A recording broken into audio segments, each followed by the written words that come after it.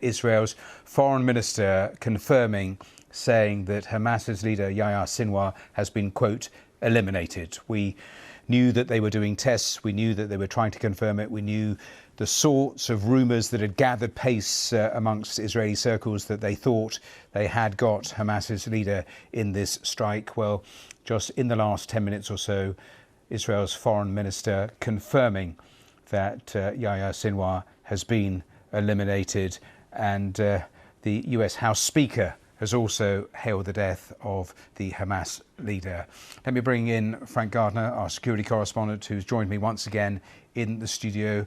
Frank, we started the programme a couple of hours ago with that IDF spokesman saying he didn't think it would be long, and it hasn't been long in terms of the confirmation.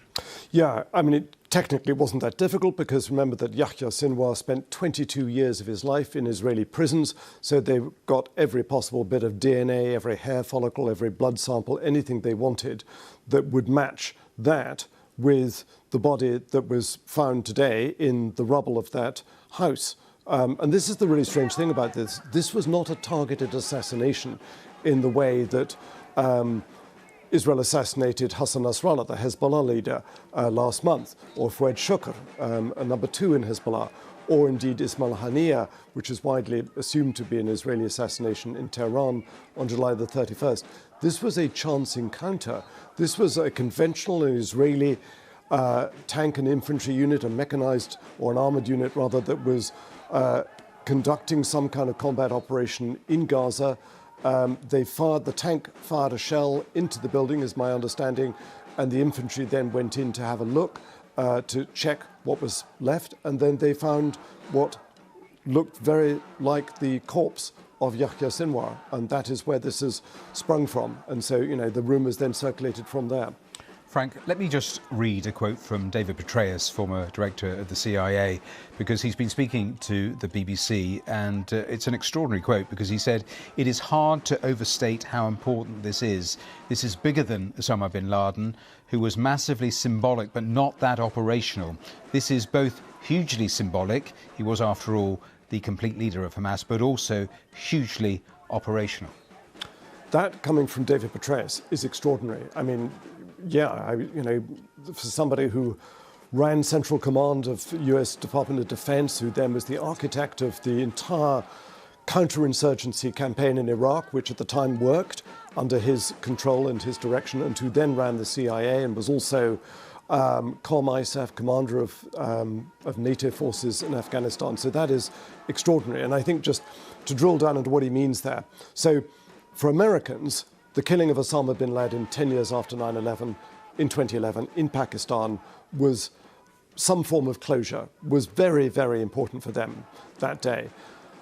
But as David Petraeus says, you know, he wasn't controlling, he wasn't running Al-Qaeda. He was, occasionally there was the odd video, but really he was so worried about being targeted that he didn't really have much of a role left. He was symbolic. But this guy, Yahya Sinwar, was still running Hamas from presumably down in the tunnels, although this was above ground where he appears to have been found. And Hamas, I think, is at a crossroads now, as indeed they were on July the 31st, when they lost Ismail Haniyeh, who was the head of their political wing, and they chose to replace him with this militant. You know, plenty of people will have other names for him, but Yahya Sinwar was a man steeped in violence, and who chose a very violent path in his life. You said there that Hamas is at a crossroads moment. Potentially too is Benjamin Netanyahu at a crossroads moment about what he does next, perhaps aside from Iran? Well, yes, because if you take, let's say, go right back to Gaza and the ceasefire, 2 weeks ago roughly we had Antony Blinken, the US Secretary of State, in London, together with David Lammy, giving a joint press conference in which he said, we are 90% of the way there on a ceasefire deal for Gaza.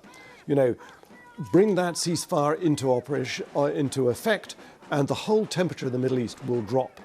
It won't solve everything. It doesn't create a homeland for the Palestinians. It doesn't stop a lot of things that have been going wrong, but it would lower the temperature.